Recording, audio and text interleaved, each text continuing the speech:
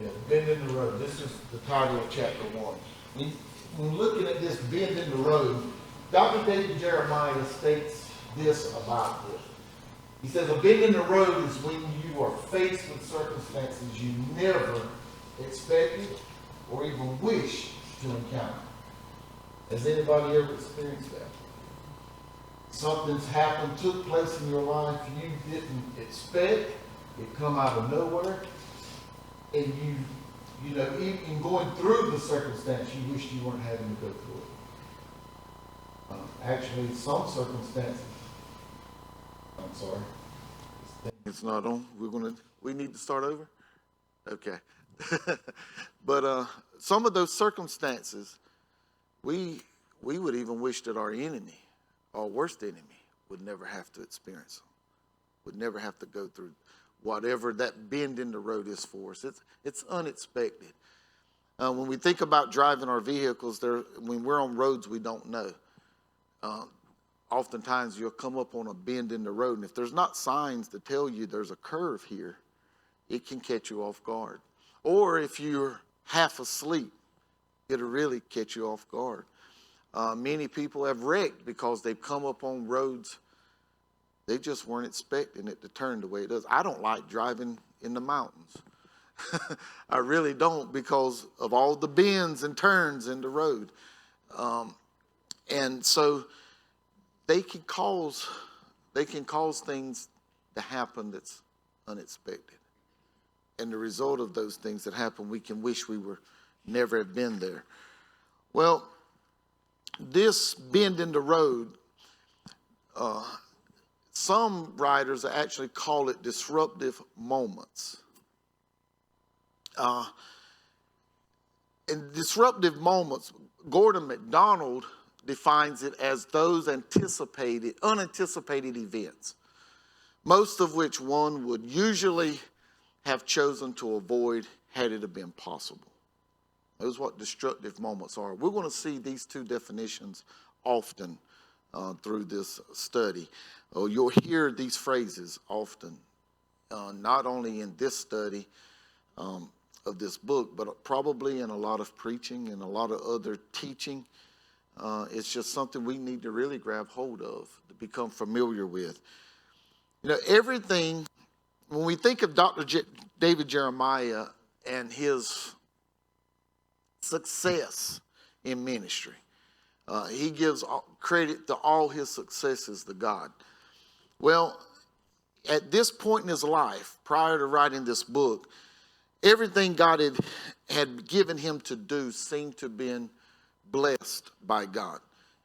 Everything seemed to be growing, seemed to be thriving. His radio listeners for the Turning Point Ministry had doubled.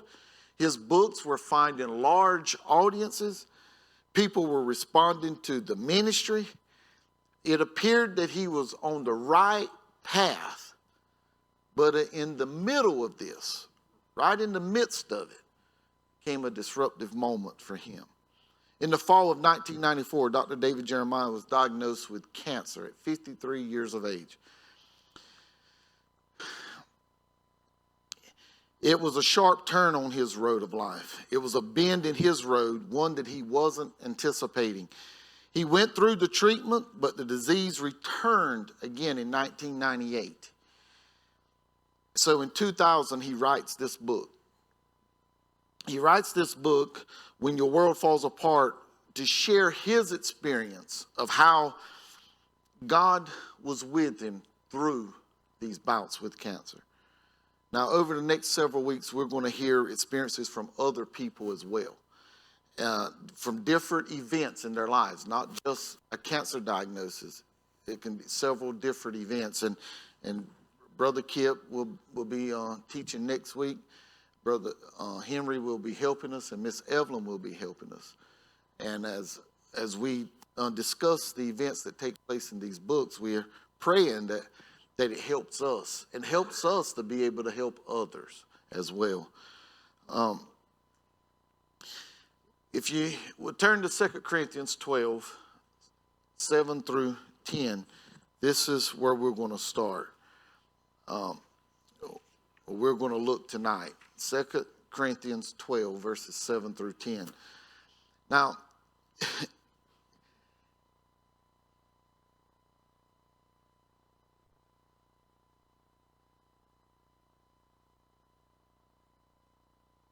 here we'll look at these verses. In these verses it says, "Lest I should be exalted above measure through the abundance of the revelations, a thorn in the flesh was given me, the messenger of Satan to buffet me, lest I should be exalted above measure."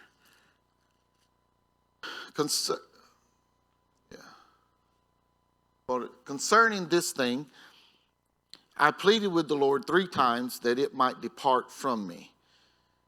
And he said to me, "My grace is sufficient for you, for my strength is made perfect in weakness. Therefore, most gladly, I would rather boast in my infirmities, that the power of Christ may rest upon me.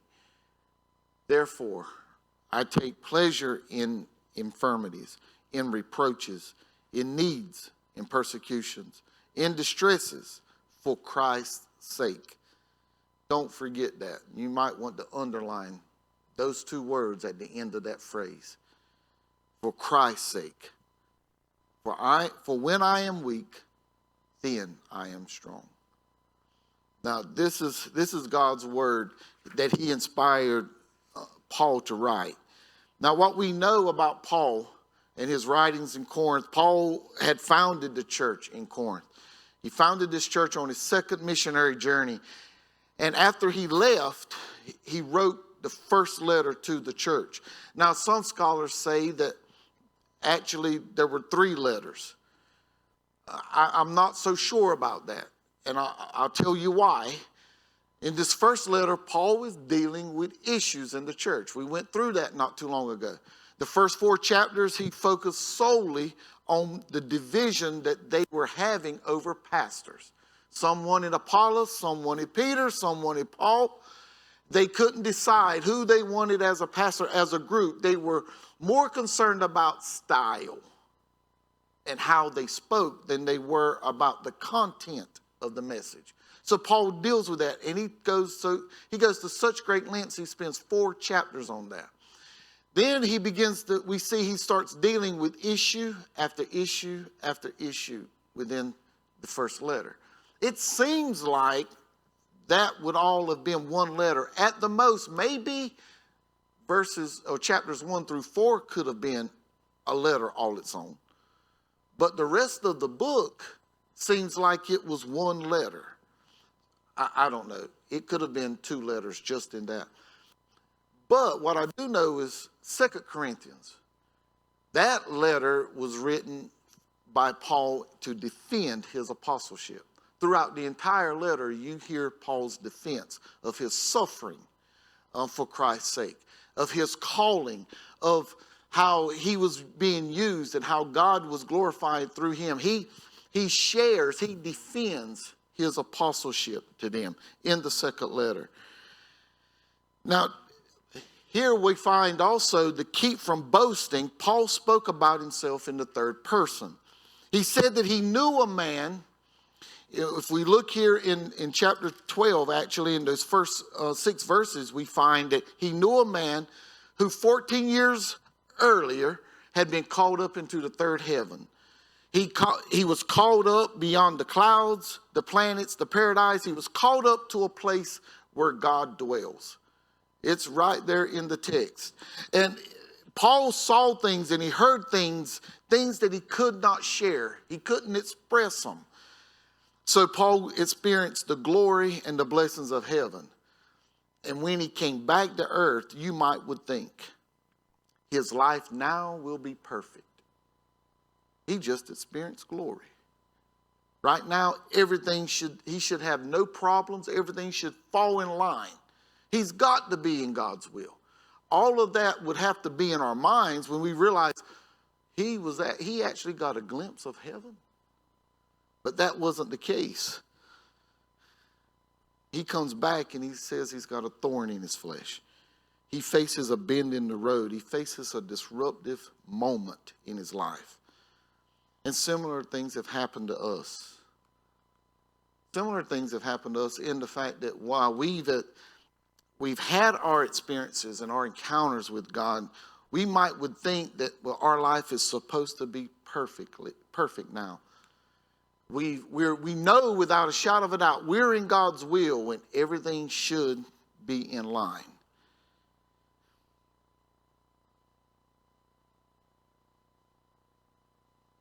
Yeah.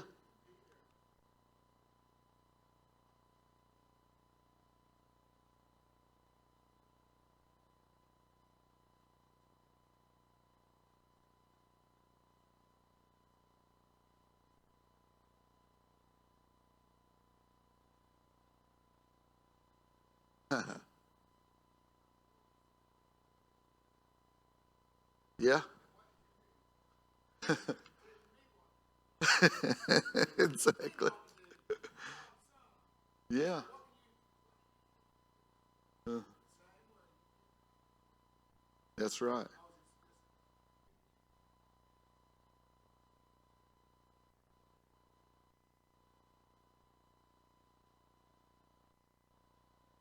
Exactly. Peter, and he's a good example of what Paul's talking about, or what we're saying about Paul. Here he is, the Son of God says, flesh and blood didn't reveal that to you about me. Man, God, my Father has spoken to you, God himself. And then Peter puts his foot in his mouth. You know, you would think that this man, he's got it right now. If Jesus is saying this directly to him, he's where he needs to be. But it wasn't the case. We often would think that there are some people that they're so close to God that they shouldn't have any issues in their life. But we all face disruptive moments. And Paul was experiencing one. Our disruptive moments, it might be physical, it might be emotional, it might even be spiritual. But we all have disruptive moments. Folks, we haven't got to heaven yet. We haven't got there yet. So we're going to fall on our face sometime. We're going to face hardship sometime. We're going to face trouble in our lives because we're still here in a flawed world. There are some reasons for this. What happens? The question would be, what really happens when we have a disruptive moment? Ponder that while David Jeremiah shares with us 5 things that happened when 5 things that we can learn from a disruptive moment. When we look here, he shares that there's pain in disruptive moments. Would y'all agree with that? When these disruptive moments come to our lives, it could be filled with pain. As a matter of fact, if we look here in this passage, it says here, Paul said, a thorn in the flesh was given to me, a messenger of Satan to buffet me, lest I be exalted above measure. That word thorn there, it signifies a point or a pointed stake. And Paul is saying that he has it driven in his flesh. We also see that other word underlined, buffet. It means to beat or to strike with a fist. And Paul is saying he's being beaten. The messenger of Satan is just beating him. He says this as if it's constantly happening. It's not a one-time thing because he's cried out to God on 3 different times. So it's a constant thing. You know, we can deal with something that's nagging us for a while, paying no attention, and after a while, it just gets on our nerves. It's like whenever we're being hit in the flesh, we're being hit in the nerve. Because after a while, pain has this way of hurting worse, even when the pain is no greater than what it was. It's just after experiencing it time and time and time and time again. And it seems that's where Paul was at. Here, this 3rd time, he's crying out to God. We can't be sure what this thorn was. We really can't. Some have suggested that it was some sort of persecution. Some have said it may have been an issue with his eyes. I have read where some scholars believe that he was going blind, and because he was going blind, he couldn't read God's word, and it was an issue for him. He couldn't serve God the way he wanted to because he couldn't study. He was having to have somebody read to him as he was getting older. Whether it was physical, whether it was emotional, or whether it was spiritual, Paul wasn't looking for this bend in the road. Whatever it was, he wasn't looking for this disruption to be so painful. It was an affliction that was torturing him. It was harassing him. So much that he includes it here in this letter. So what really causes us pain? We have to ask, what really causes us pain? What disrupts our life in such a way that it is painful? It hurts us.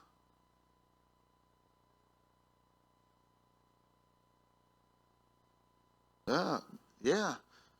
Being convicted of sin can be a disruptive moment because he has a way of getting us on the right road. He has a way of pointing out, humbling us.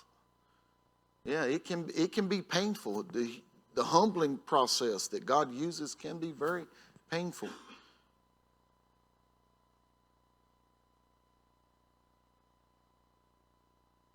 Sufferings. Sir? Sickness. Yeah. Sufferings, sickness, struggles with sin, like he said. These things can really cause us a lot of pain. Now, y'all heard Taylor's testimony Sunday. Loved ones in your life. Man, 2021 wasn't a good year for us. It really wasn't. And questions asked, why hadn't you told us? It weren't my story to tell. It really wasn't my story to tell.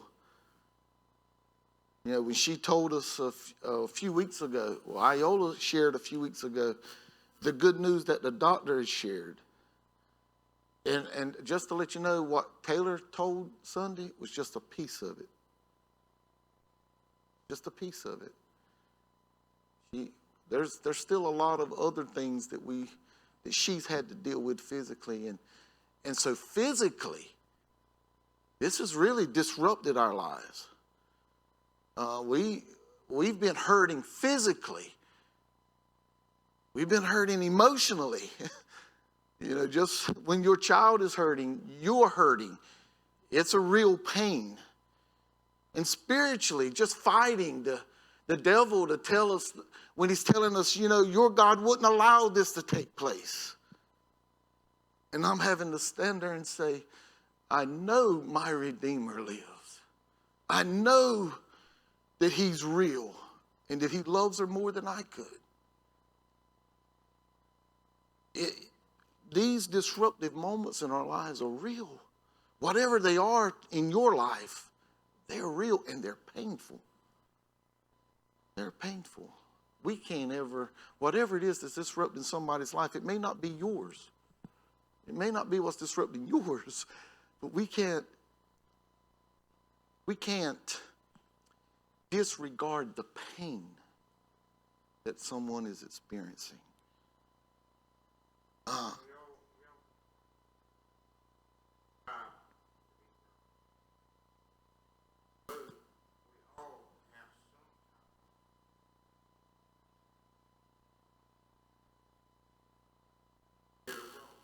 Yeah.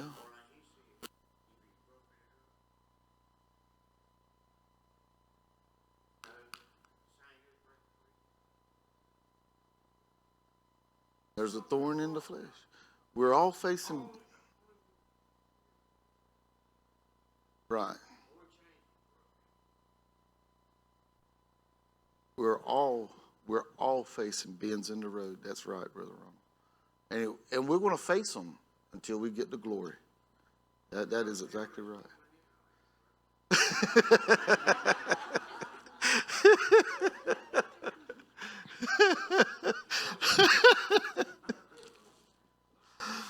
here's here's here's some things we know that there's a pain with these disruptive moments, but we can't forget that there's also a purpose for the disruptive moments.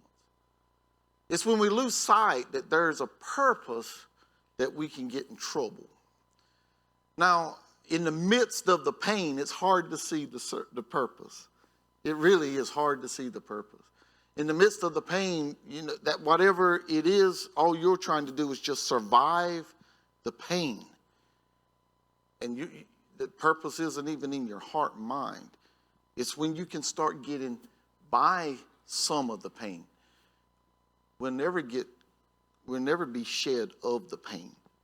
But when we start learning to deal with that pain, we can start looking at the purpose. Paul understood there was a purpose for this thorn in the flesh.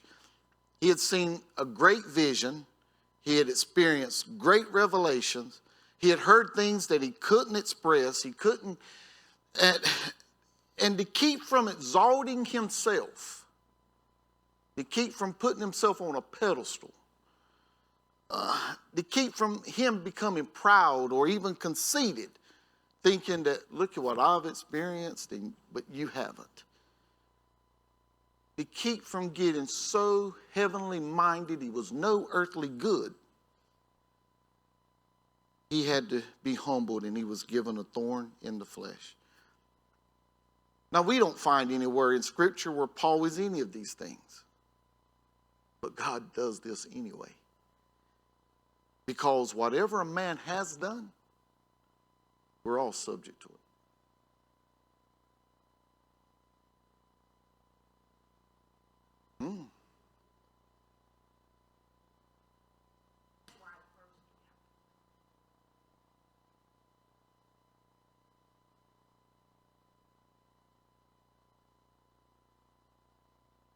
Yeah.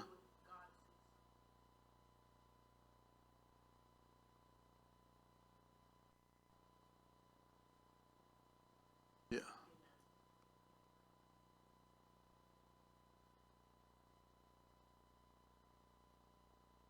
Paul worked as hard or harder for the Lord as he did for Satan. And we can understand why Satan wouldn't want him to. And just to clarify what she was saying, it seemed like there was always someone there. If you read Paul's writing and really study him, there's differences in styles as he's writing to different churches. So a lot of scholars really believe that Paul had scribes or someone, whether it was Luke or whether it was Mark, it may have been different ones who were actually doing the writing for Paul as Paul was sharing his heart with them. That came out in one of our classes in divinity school. And we were in Paul's writings where he was talking about women and their roles in church. And this young girl whose husband was a preacher and she was actually involved in youth ministry in their church. And so she has the bright idea to ask the question, well, if Paul didn't write that, then we don't have to follow what he says about women in church. I sat back there and I just said, now what's this professor going to say? And he calmly looked at her and said, it's in the Bible. We follow the Bible. It's the Word of God. Whether Paul penned it or Paul expressed it or he dictated it, it's the Bible. And I was able to smile when the professor done that because I didn't know what he was going to say. But he did. He gave a good answer. But the purpose here, Paul understood this thorn was given to him to keep him from pride, from the sin of pride. He understood this purpose.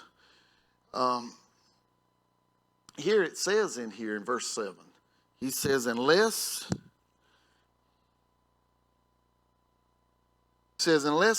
I should be exalted above measure through the abundance of revelations. Paul is saying here, this is given to me so that I don't think too highly of myself. That because God has shown me so many things, that I don't think that I'm better than Peter, or I'm better than Apollos, or I'm better than John Mark, or I'm better than Silas. I'm better than Barnabas. You know Paul had an issue with John Mark, right? We know he had an issue with John Mark. But before he was executed, he sent for John Mark.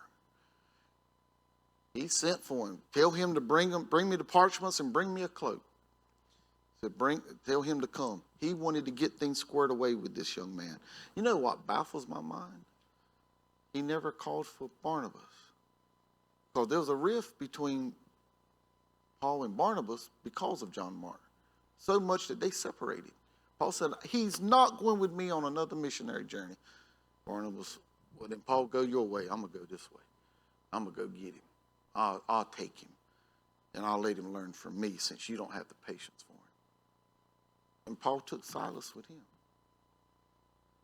But he never called for Barnabas. Now, we don't know that they didn't mean things. We don't. Barnabas was that type of person that he was patient, he was kind, he was gentle, and he tried to do the right thing all the time. They may have patched it up, but we don't have any record of that. It surprises me that we don't. Well, that's true too. Yeah. It could have been. You're right. It could have very well been that. You're right. You're right. But he was angry at the time.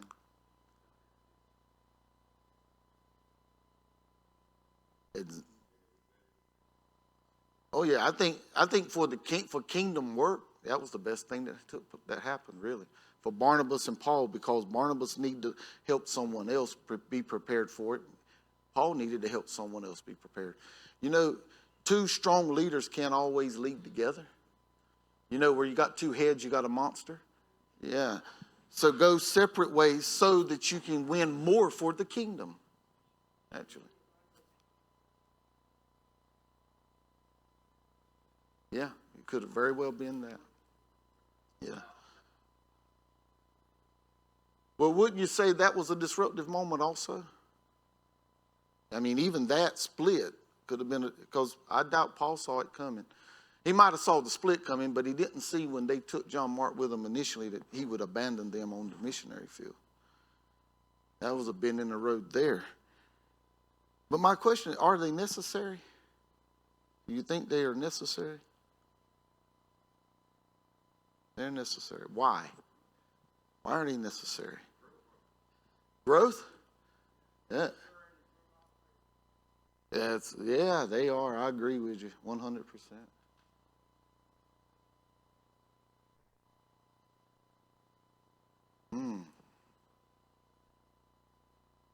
Yeah.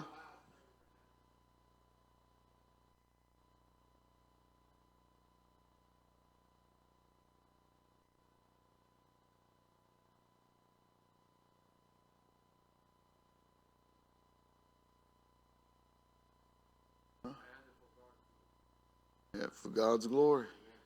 Yeah, well, when I look at this, as far as it being necessary, a necessary move or a necessary moment, it seems that Dr. David Jeremiah is saying that it's necessary not only for growth, which it is, it's also necessary to protect. We need to be protected from the sin of pride, don't we? That's what he was doing. He was protecting Paul from the sin of pride. He wasn't just protecting him from the sin of pride. Oftentimes we face a thorn in the flesh for correction. There are times when we need to be corrected. We've got unconfessed sin in our lives. And having unconfessed sin in our lives, you know, it breaks our fellowship with God. And sometimes a thorn is placed there to help us see that, you know what, I better be right with God. If we got a neighbor, listen, if we got a neighbor that we can't talk to, that we're not right with, then we're not right with God. According to Scripture, if I got an ought against my neighbor, I can't even pray. I'm not to go to God and pray till I settle that first. When I settle that, then I can go to God and expect God to hear my prayer. Sometimes it's correction and it's growth, because it's in the tough moments, in the tough times of our lives, that God grows us. It's when a grapevine is pruned that it comes back to grow the most fruit. And so sometimes he has to prune us. He has to give us a disruptive moment in our lives to help us, one, to stay on track, to protect us from the sin of pride, or two, to correct us, or three, to help us to grow. What we can say is you can't grow without pain. You can't grow without pain. Growing up, we had growing pains, they said.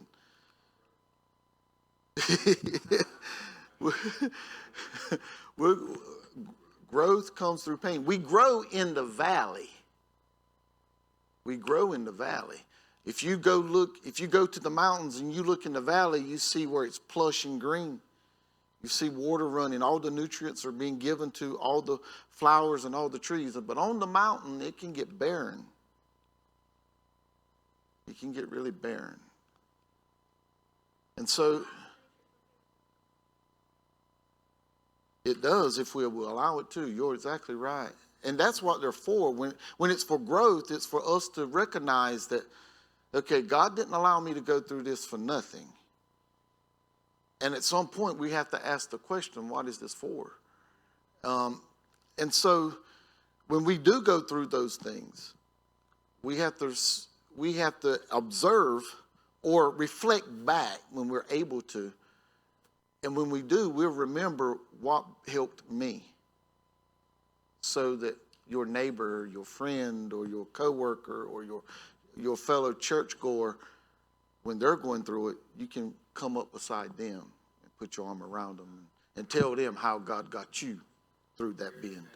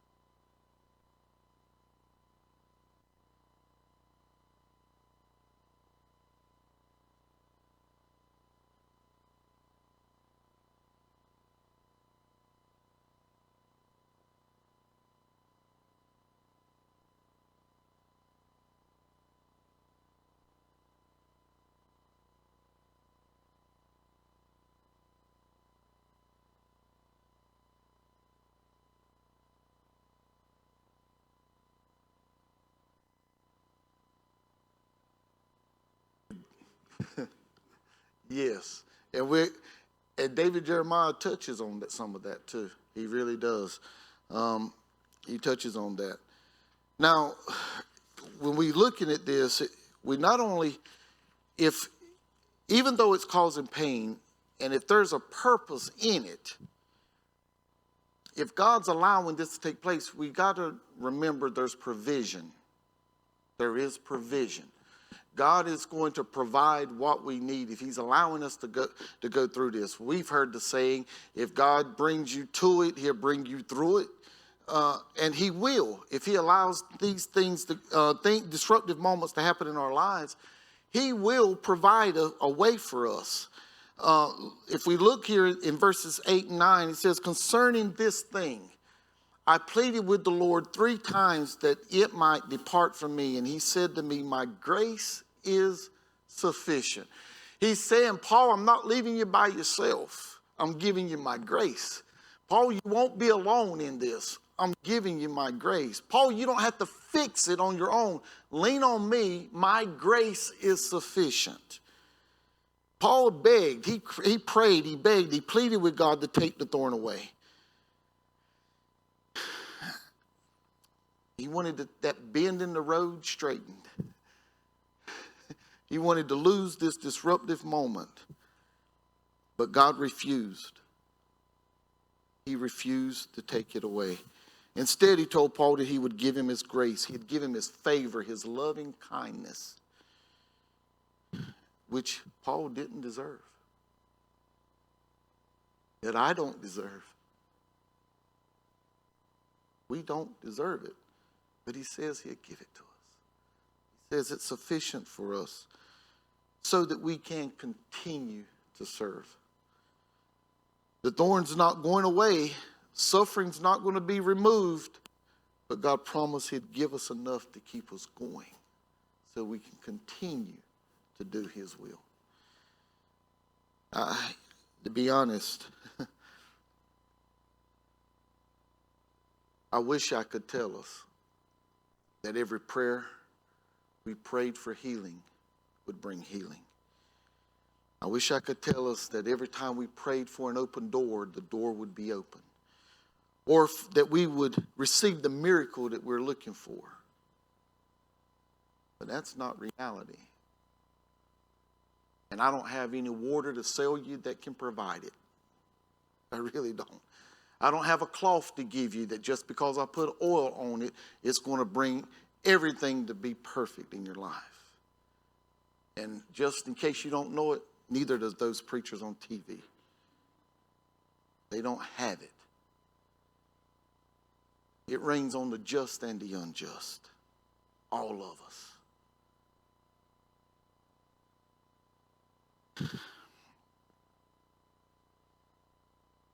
But God has given us some promises. And we can hold on to his promises. What promises are they? He promised that he'd be present with us. He said, I'll never leave you. I'll never forsake you. No matter what bend in the road it is, he's going to be on the road with us. He promises to provide for us. Whatever we need in the moment, he'll give us what we need. You know what I've learned? This church has helped me to learn this. And it started my first year. But over the last few years, I've learned I've got to take it moment by moment and day by day. That's all I can do. If I focus on Sunday afternoon, I won't get through Sunday morning. If I'd had Sunday afternoon just bombarding my mind, I wouldn't have been ready for tonight. He gives us grace for the day. And tomorrow there's new grace and new mercies. So if we go moment by moment with him, he'll provide for us everything that we need. He's proven that time and time again. Weeks where there were 3 funerals within 10 days, and plus the Bible studies and the Sunday morning services. Man, my mind, I'm not that smart, y'all. I'm really not. I have to work. I have to study. I'm not that smart. But he's given us. When I wondered, how am I going to get up in the morning? He woke me up. And he's done it for you. You can probably call out times when you just didn't know how you were going to stand up the next day. But he stood you up. He stood you up because he was there providing for you what you needed. And he's going to protect us. He's promised us his protection. And if he's going to provide for us, if he's going to provide for us in the midst of pain, in the midst of his purpose, then there's something he's going to produce in us. There's something he's got to produce in us. So we can begin to see the product here. And the product of a disruptive moment we can see here in verse 9 where he says, for my strength is made perfect in weakness. He goes on to say later that the power of Christ may rest upon me.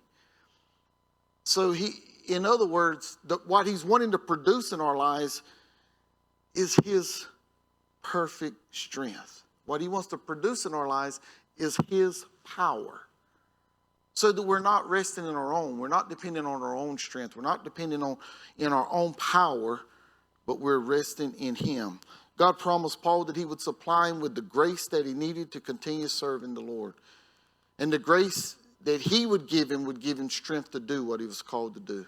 Strength to go where he was called to go. Strength to speak what he was called to speak. And because God was giving him the strength and power, it would be available to Paul. And people would see that this isn't Paul. People would see this is God. God is doing this in him. He gave Paul strength for 3 missionary journeys. A journey back to Rome and strength to write most of the New Testament. The strength to get back up after being stoned and left for dead. The strength to sing praises to God at midnight after being beaten and thrown into prison. The strength to continue toward Jerusalem after being told he would be bound there. He was shipwrecked, where he's a prisoner on the ship, and he has to take the lead, or no one would survive. But God told him everyone would make it. God told him that he would go to Rome, and he made it. God gave him that strength, and others would see it. It wasn't Paul, but it was God working in Paul. So he understood that when he was weak, God is strong. And how could what could God do in our life with a disruptive moment?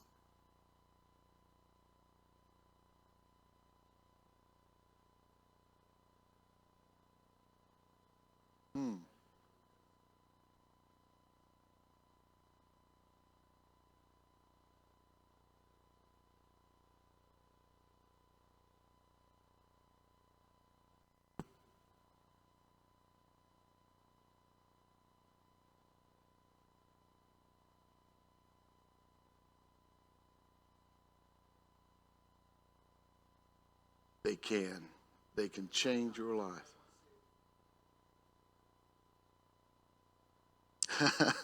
Yeah. Yeah. That's right. Well, it makes us fruitful. It makes us fruitful. As a matter of fact, John 15:2 says this: every branch in me that does not bear fruit, he takes it away. And every branch that bears fruit, he prunes.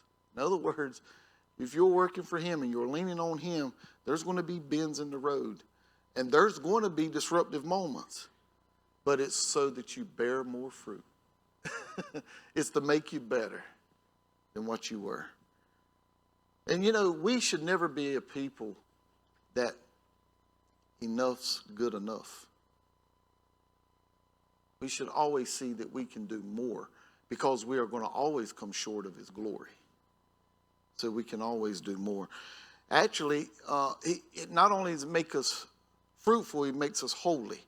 Hebrews 12:10, which is another verse in the passage, in a second passage in this chapter, we won't have time to deal with, but it relates to these verses in 2 Corinthians. He says, "For indeed for a few days chastened, for they indeed for a few days chastened us as seems best to them, but he for our profit, that we may be partakers of his holiness." In other words, for us to become more holy, more like him, he allows these bends in the road to take place in our lives. He allows these disruptive moments to take place. I'm just glad he provides what we need when they come. And he does that. It doesn't mean it's no longer painful, but he provides what we need. And it makes us more powerful. Verses 7-10, I think as we go through these verses, we can see that it will make us more powerful. And the last thing I want us to notice about this passage, and what David Jeremiah, he uses these same 5 things. got them in a different order than I got them, but he speaks of these same 5 things in the book. But the last one is perspective of a disruptive moment. He says, therefore, most gladly, I would rather boast in my infirmities. Therefore, I take pleasure in infirmities, in reproaches, in needs, in persecution, in distresses, for Christ's sake. For when I am weak, then I am strong. Let me say it this way. He says here that I would rather glory. Where you see the word boast, King James uses the word glory, I think. Glory in my infirmities. There we see the word weaknesses my infirmities there. It's the same word for weaknesses. He says, therefore I take pleasure. In other words, I take delight. I take delight. I'm well content in infirmities, in the weaknesses, in reproaches or insults. When I'm insulted, I'm okay. I'm delighted, actually. In necessities, when I'm facing hardship, I'm okay. Paul said in persecutions, in distresses, or in difficulties, he says this. In all of these situations, he says, I'm going to boast in them. Why? For Christ's sake. In other words, for Christ's sake, the one who died for him, I'm not letting anyone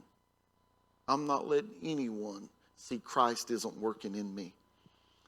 He's saying here, I'm not going to allow my circumstance to cause someone else to question my faithfulness to Christ or Christ's faithfulness to me. For his sake, Paul said, I'm hurting. I'm in pain. I'm in pain. But because Christ died for me, he was nailed to an old rugged cross, suspended between heaven and earth, suffocated. He gave his life's blood. He said he done this for me.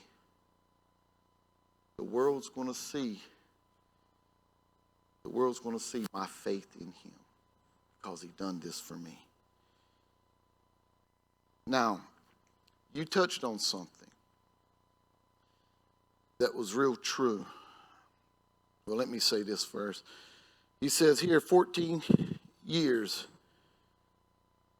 he had been in pain and he prayed for this to go away.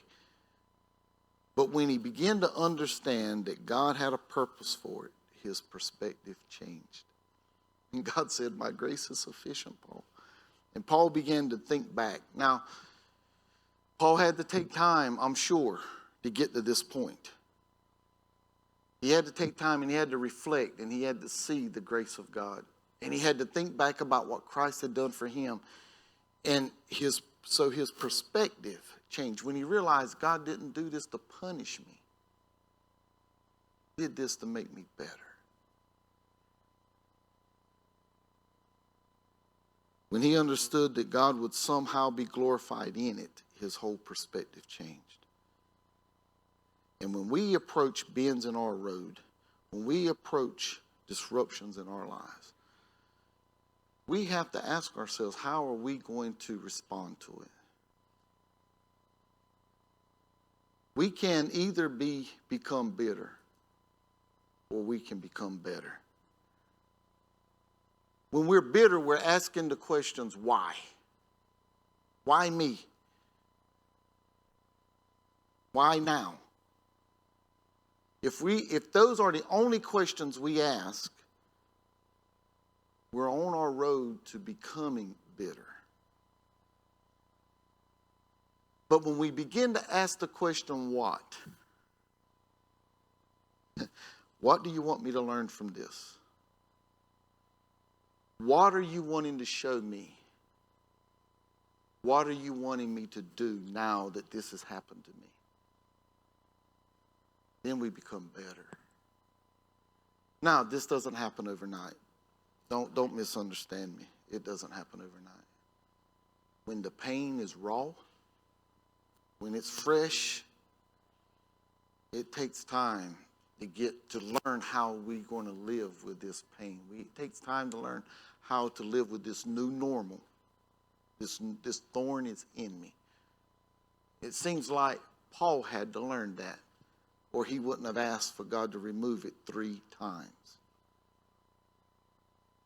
But when we start to learn that God's got something that he's up to in this, yes, it's hurting me right now, but he's taking care of me.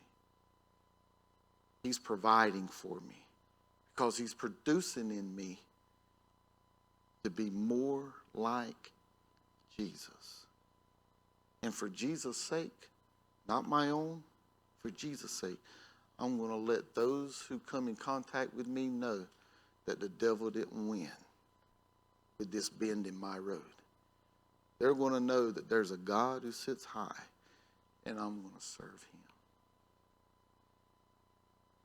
Through the pain, I'm going to serve him because he's got a greater purpose for us. You know, after a while, we may never see it. And I think we've taken this verse out of context so much. And it's the last thing you really want to say to somebody when they're in the middle of their bend in the road or they're in the middle of their disruptive moment is that, well, God's going to work it out for your good and his glory. He is. He is. We can't see it. That bend that we went through, we can't see how that can be good for us. But God's got a plan, and we have to trust his plan. Though it may not feel good, and though it may not taste good, it may be hard to digest, we can know that he's going to get glory somehow, some way. I don't know how that's going to take place, but I'm not God. So I don't have to be able to tell you how. I know that God has got this thing fixed. And if we're serving him, we're on the winning side. No matter how disrupted the moment may feel, no matter how sharp the bend may be, God is going to win this thing. And when it all comes to fruition, when we all get to heaven, we won't worry about the bend in the road. We'll just worship him for all eternity. I've heard a lot of people say, well, when I get there, I'm going to ask him. Nah. When we stand in his glory, we're going to bow down before him. And we're going to worship him. And it's going to be a wonderful time. It'll be a wonderful time. At that time, there'll be no more bends, Miss Linda. There'll be no more disruptive moments in our lives. We're going to be what he's created us to be from the beginning. Any questions or thoughts? I don't either. That new body he's got prepared for us.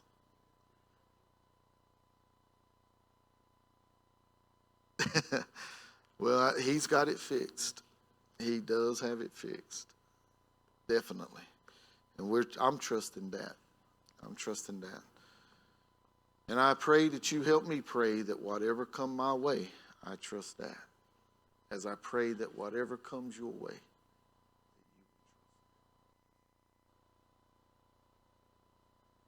any other thoughts, questions?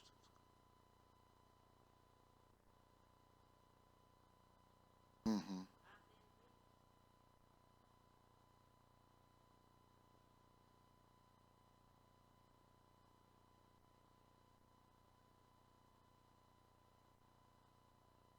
Got to be. It's got to be hard. Let's do remember them. Again, Psalm 71. Brother Kip will be teaching next week. Psalm 71. Let us pray. Let us all stand. Let's all stand.